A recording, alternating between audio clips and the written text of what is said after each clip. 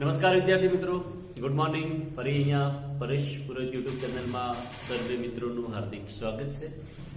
તો મિત્રો આપણે સંકીર્ણ સંયોજનોમાં એવો ટોપિક ભણી રહ્યા છીએ કે જેમાં સવર્ગાંક 4 હોય તો એ સવર્ગાંક 4 હોય ત્યારે એમના આકાર કયા પ્રકારના હશે, એમાં સંકરણ કયા પ્રકારે શોધી શકાય, એના વિશે આપણે ડિસ્કશન મિત્રો લાસ્ટ લેક્ચરમાં કરી રહ્યા હતા.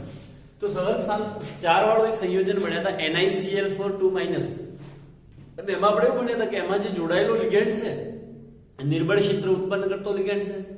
નિર્બળ ક્ષેત્ર ઉત્પન્ન કરતો લિગેન્ડ હોય તો યુગ્મીકરણ થતા નથી. તો હવે આપણે એક સંયોજન એવું ભણી લઈએ કે જેમાં મિત્રો સવર્ગાંક તો 4 છે. જે સંયોજનમાં આપણે એવું ભણીએ સવર્ગાંક 4 છે પણ એમાં જોડાયેલો જે લિગેન્ડ છે ને પ્રબળ છે. એક્ઝામ્પલ તરીકે NiCN4 અને જેનો ચાર્જ આવશે 2-.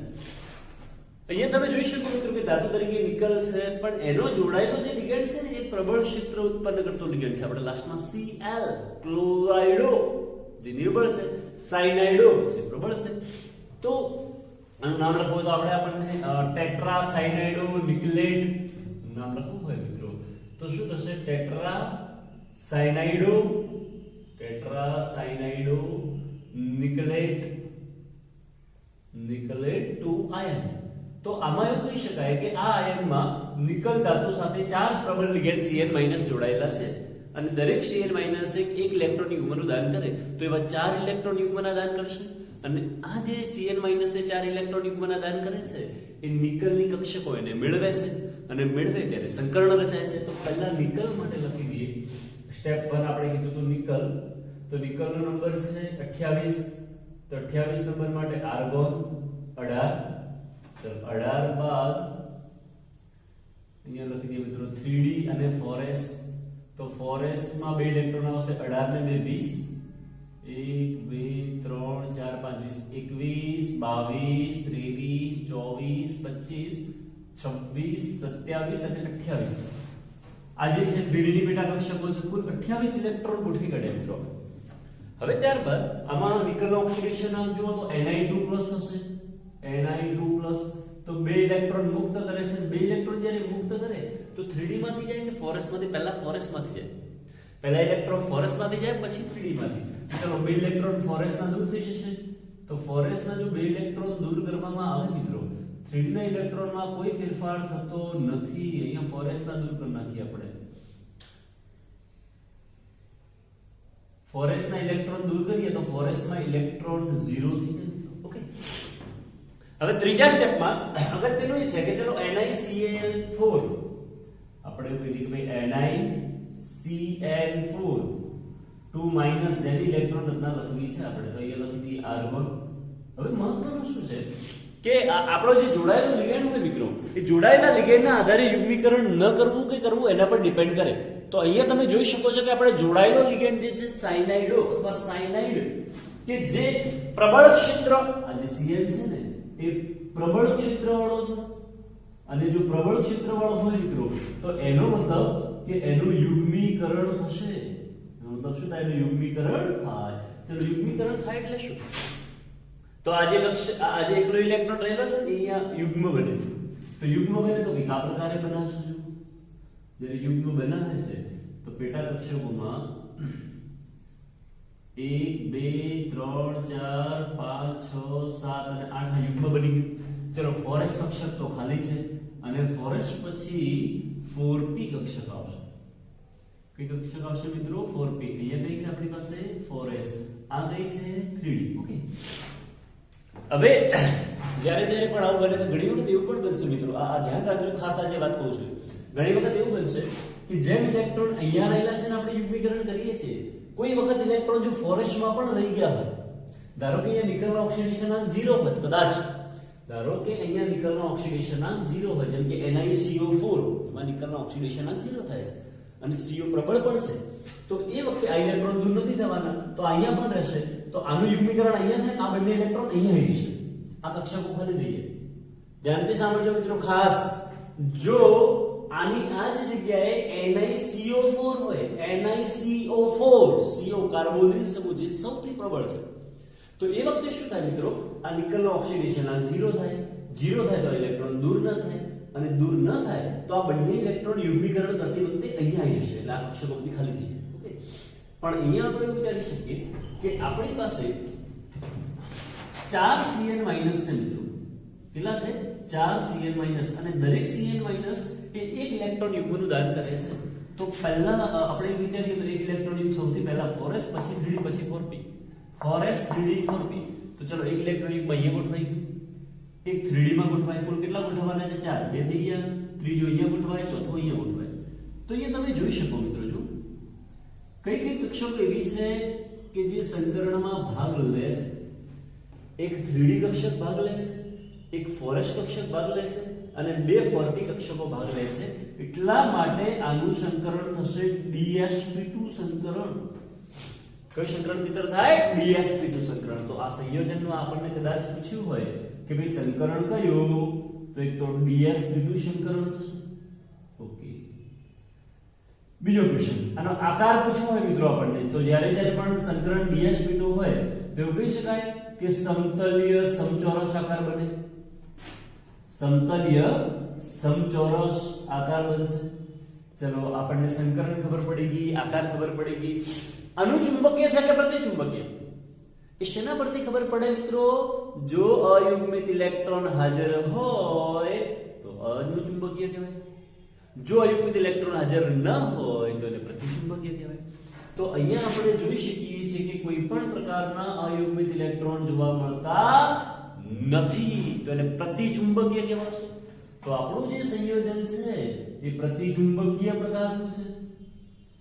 ઓકે, બીજું એક વિચારીએ કે એ રંગીન છે કે રંગવિહીન છે. જો અયુગ્મિત ઇલેક્ટ્રોન ના હોય તો એમાં કોઈ રંગ જોવા મળતો નથી. એવું પણ કહી શકાય કે સંયોજન રંગવિહીન પણ છે. સંયોજન કેવું છે? રંગવિહીન છે. ઓકે, એનો આગળ ધ્રુવો હોય મિત્રો NiCN4 સમતલીય સમચોરસ. તો NI કરી દઈએ અહીંયા 1 2 3 4. આ દરેક જગ્યાએ શું આવશે મિત્રો? Cn સાયનાઇડો. શું આવશે મિત્રો? સાયનાઇડો આવશે. અને આખાનો તમે ચાર્જ જોવા જાઓ તો આખાનો ચાર્જ કેટલો થાય? 2 માઈનસ. તો આ પ્રકારે કેટલીક બેઝિક માહિતી દરેક માટે મિત્રો લખવી હોય તો આપણે લખીએ છીએ. આ તો સવર્ગાંક 4 માટે લખીએ છીએ, એવું સવર્ગાંક 6 માટે પણ લખી શકાય, 5 માટે લખી શકાય, 2 માટે. ચલો આના એક એક્ઝામ્પલ જોઈએ. કે બીજો એક એક્ઝામ્પલ ઇમ્પોર્ટન્ટ એવું છે મિત્રો કે એક્ઝામ્પલ તરીકે ધારો કે આપણી પાસે MnO4 માઈનસ છે, MnO4 -1, અથવા એને કહેવાય પરમેંગેનેટ આયન. એટલે શું કહેવાય છે મિત્રો? Permanganate ion. અને આ પરમેંગેનેટ આયનમાં જોડાયેલો જેટલો ઓક્સિજન છે જેની સંખ્યા 4 છે એ નિર્બળ ક્ષેત્ર લિગેન્ડ છે. એ જે છે કેવો છે? નિર્બળ ક્ષેત્ર લિગેન્ડ. એટલે અહીંયા છે આપણી પાસે MnO4 -1. તો સૌથી પહેલા એનું નામ લખવું હોય તો આવતી છે ને ટેટ્રાઓક્સોમેંગેનેટ 7. અને ઓક્સિડેશન નાખશો ને મિત્રો તો 7 આવે, +7. ઓકે, ચલો પહેલા મેંગેનીઝ ની ઓક્સિડેશન અવસ્થા લખી દી. ઇલેક્ટ્રોન રત્ન સોરી મેંગેનીઝ નો નંબર કયો થાય? 25. તો 25 થાય તો ચલો આર્ગોન એટલે 18. એ આર્ગોન માં ઇલેક્ટ્રોન ભર્યા પછી 3d, પછી 4s. તો ચલો 18 ને અહીંયા 4s છે તો 4s માં 2 આવી ગયા એટલે 20 અને અહીંયા 3d માં 1 2 3 4 અને 5 એટલે કુલ ગણશો ને મિત્રો તો 18 ને 2 20 ને 5 25 થઈ ગયા. તો મેંગેનીઝ ના ઇલેક્ટ્રોન થઈ ગયા. હવે આપણે જો નેક્સ્ટ માં એવું જોવા જઈએ કે ભાઈ ચલો Mn હોય તો Mn ની ઓક્સિડેશન અવસ્થા કે +7 થાય. +7 થાય એનો મતલબ એવો થાય કે 7 ઇલેક્ટ્રોન દૂર થશે. અને જો 7 ઇલેક્ટ્રોન દૂર થાય તો 2 અહીંથી પહેલા દૂર થાય, પછી 1 2 3 4 5 બધા દૂર થઈ જાય મિત્રો. જો બધું ગાયબ થઈ જાય. Mn7+ હોય તો એની ઇલેક્ટ્રોન રચના લખવી હોય તો આવું લખી શકાય કે 3d હોય તો 3d પણ ખાલી થઈ જાય. 3d શું થઈ જાય? ખાલી થઈ જાય. અને 4s પણ ખાલી થઈ જાય કારણ કે એની ઓક્સિડેશન અવસ્થા +7 છે. બધા જ ઇલેક્ટ્રોન દૂર થઈ જાય. ઓકે, ચલો એના પછી લખી દઈએ આપણે MnO4 -1. તો એમાં આર્ગોન પેલા કક્ષકો દૂર દઈએ ફટાફટ. ચલો 3d ની પેટા કક્ષકો 5 થશે. ચલો 4s કક્ષક આવે. ઓકે, આ 4s છે, આ 3d છે. સરસ. હવે અક્ષો O2 માઇનસ એક દંતીય ઋણ આયનીય લિગેન્ડ, અને એક દંતીય હોય તો એક જ ઇલેક્ટ્રોન યુગ્મનું દાન કરે. તો એવા 4 ઓક્સિજન છે આપણી પાસે. તો લખી શકાય 4 O2 માઇનસ છે. આ માઇનસ માં તો આખાનો ચાર્જ છે મિત્રો, ધ્યાનમાં રાખજો. O નો ચાર્જ 2 માઇનસ હોય એટલે 4 ઇલેક્ટ્રોન યુગ્મ આવે. તો પહેલું તો ક્યાં આવશે? 4s માં. પછી 3d માં એન્ટર થાય તો 2 3 અને 4. તો અહીંયા તમે જોઈ શકો છો કે આના સંકરણમાં કઈ કઈ કક્ષકો ભાગ લે છે. તો d કક્ષકો અને s કક્ષકો, તો એવું કહેવાય d3s પ્રકારનું સંકરણ બનાવે. કયું બનાવે મિત્રો? d3s સંકરણ બનાવશે. અને જો સંયોજનમાં d3s પ્રકારનું સંકરણ જોવા મળતું હોય તો આપણે શીખવાડેલું છે મિત્રો કે d3s સંકરણ હોય તો આકાર સમચતુષ્ફલકીય બને. આકાર કેવો બને? સમચતુષ્ફલકીય પ્રકારનો બને. ઓકે, ચાલો. અયુગ્મિત ઇલેક્ટ્રોન હોય તો અનુચુંબકીય, ના હોય તો પ્રતિચુંબકીય. કોઈ પણ ઇલેક્ટ્રોન અયુગ્મિત જોવા મળતો નથી. એટલા માટે આવા સંયોજનને કહેવાશે પ્રતિચુંબકીય પ્રકારના સંયોજનો. એક વેરી મોસ્ટ આઈએમપી ક્વેશ્ચન ઘણીવાર આમાંથી પૂછાય છે કે એનો રંગ કયા પ્રકારનો છે, તો આપણને અહીંયા જોતા જ ખબર પડે કોઈ અયુગ્મિત ઇલેક્ટ્રોન નથી એટલે તરત જ આપણે લખી દઈએ રંગવિહીન. પણ એ ખોટું છે, રંગવિહીન ના આવે. આ સંયોજન જાંબલી રંગનું જોવા મળશે. ફરી પાછો ક્વેશ્ચન આવી ગયો ને, રંગ આવ્યો ક્યાંથી? પર ક્વેશ્ચન આવી ગયો કે ભાઈ આ સંયોજનમાં રંગ ક્યાંથી આવ્યો? કારણ કે આમ તો આમાં અયુગ્મિત ઇલેક્ટ્રોન નથી જોવા મળતા, અને જેમાં અયુગ્મિત ઇલેક્ટ્રોન ના હોય એમાં રંગ જોવા મળતો નથી. તો ત્યાંથી સાંભળ્યું. અહીંયા શું થાય મિત્રો કે રંગ કેમ જોવા મળે? તો રંગ જોવા મળવાનું કારણ આપણે આગળ સ્ટડી કરવાના છીએ કે ધારો કે કોઈ ઇલેક્ટ્રોન પોતાની ધરા અવસ્થામાં છે અને આ એની ઉત્તેજિત અવસ્થા છે, તો એ ઇલેક્ટ્રોન ધરા અવસ્થામાંથી જ્યારે ઉત્તેજિત અવસ્થામાં જાય છે ઊર્જા મેળવીને, ત્યારબાદ ઉત્તેજિત અવસ્થામાંથી પાછો ધરા અવસ્થામાં જ્યારે રીએન્ટર થાય છે એ વખતે એ રંગનું ઉત્સર્જન કરે છે અથવા રંગ જોવા મળે છે. એનો મતલબ એવો થાય કે જ્યાં સુધી આ ઇલેક્ટ્રોનનું સંક્રમણ, ઉત્સર્જન પામવાની ઘટનાને, આ મતલબ આ અહીંથી અહીંયા જવાની ઘટના જે છે ને એને શું કહેવાય? સંક્રમણ કહેવાય. તો જ્યાં સુધી ઇલેક્ટ્રોનનું સંક્રમણ ન થાય ત્યાં સુધી એમાં રંગ જોવા મળતો નથી. અને સંક્રમણ ત્યારે જ થઈ શકે કે જ્યારે ઇલેક્ટ્રોન અયુગ્મિત હોય. યુગ્મિત ઇલેક્ટ્રોનનું સંક્રમણ થતું નથી. આવું જાણવા મળેલું છે એક્સપેરિમેન્ટલી. તો અહીંયા આપણે વાત કરીએ તો અહીંયા તો કોઈ અયુગ્મિત ઇલેક્ટ્રોન નથી, સંક્રમણ થવાનું નથી, તો રંગ જોવા મળવાનું નથી. પણ કેમ રંગ જોવા મળે છે? તો આમાં સંક્રમણ ડી કક્ષકના ઇલેક્ટ્રોનનું નથી થતું.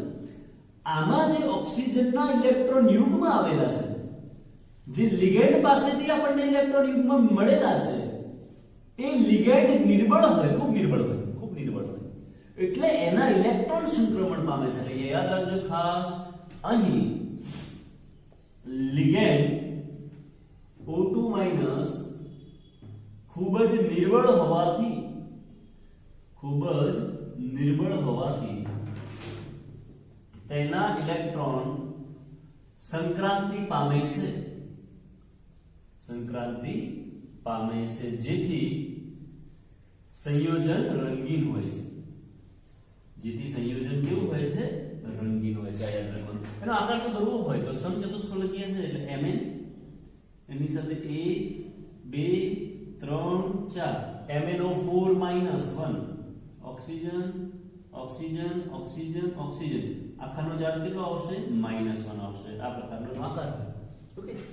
તો મિત્રો જનરલી આવા જ્યારે પણ સવર્ગાંક 4 વાળા હોય તો તમે સંયોજનનો અભ્યાસ કરી શકો છો કે જેમાં સવર્ગાંક 4 હોય તો કયા પ્રકારે, તો ફટાફટ નોટબુકમાં એને નોટ ડાઉન કરી લેશો મિત્રો. ઓકે મિત્રો, એકાદ સંયોજન બીજું પણ સમજાવી દઈએ કે જે અપવાદરૂપ છે, જેને યાદ પણ રાખવાનું છે. આપણે MCQ માં પૂછાય પણ છે. થિયોરેટિકલ જ્યારે પણ તૈયારી પ્રિપેરેશન કરતા હો મિત્રો તો યાદ રાખજો કે થિયોરેટિકલ જે બોર્ડની માત્ર તૈયારી કરો છો એ જે બુકમાં આપેલું છે એના સિવાય શબ્દ પણ આપણે તૈયાર કરવાનો નથી અથવા લખવાનો પણ નથી. એક્સ્ટ્રા એક્ઝામ્પલ પણ આપણે નહીં લખવાના, જે બુકમાં આપેલા હોય એ જ લખવાના. નંબર 2, જે 30% સિલેબસ કટ કર્યો છે એને અનુલક્ષીને જે 70% સિલેબસ રાખેલો છે એને અનુલક્ષીને આપણે તૈયારી કરવી. પણ જ્યારે ખાલી માત્ર બોર્ડની તૈયારી કરતા હો તો ચાલો એક બીજું સંયોજન છે Cu NH3 4 CuNH3 2+. અહીંયા તમે જોઈ શકો કે લિગેન્ડની સંખ્યા 4 છે અને જ્યારે પણ લિગેન્ડની સંખ્યા 4 હોય એટલે અને એક દંતીય છે તો ખબર પડી છે સવર્ગાંક 4 છે.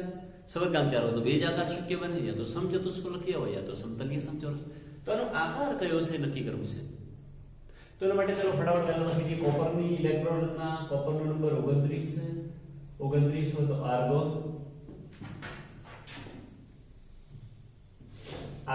ત્યારબાદ 3D ની પેટા કક્ષકો આવશે મિત્રો 5, ત્યારબાદ 4s તો આર્ગોન 18 ને 2 20 અને અહીંયા 3D માં 9 ઇલેક્ટ્રોન આવશે મિત્રો, કારણ કે 29 થાય તો 1 2 3 4 5 6 7 8 અને 9 એવું થઈ ગયું.